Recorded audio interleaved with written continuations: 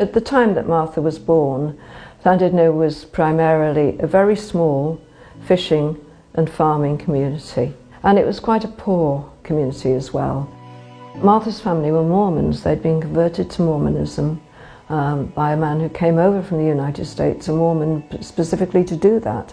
And apparently he found quite a lot of people in North Wales who were anxious to follow this new religion. And he suggested that some of the families would like to move to Utah, where the Mormons were founding a place to be the home of their religion. It was a terrible journey. It's 1,000 miles and more from the Mississippi over the Rockies across the Great Plains.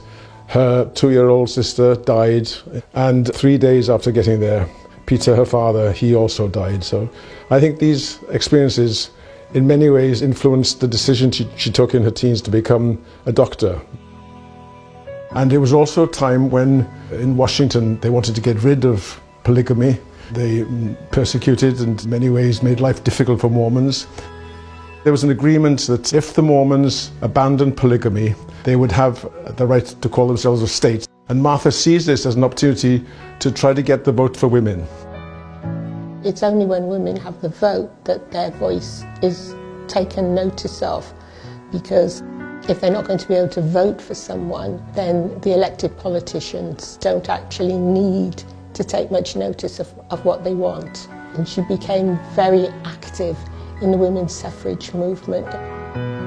She became well known right through the states, speaking in Chicago and in Washington and so on. In the end, the federal state agreed that they could have a state and a constitution, and in that constitution there'd be rights for women to vote. So that was her first great victory.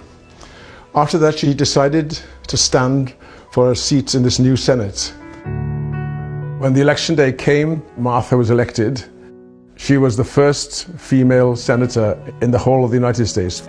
Although all this took place a very long time ago, what Martha was determined to do was to be a role model, to create a role for women so that they did have a better balance between their careers and their family responsibilities.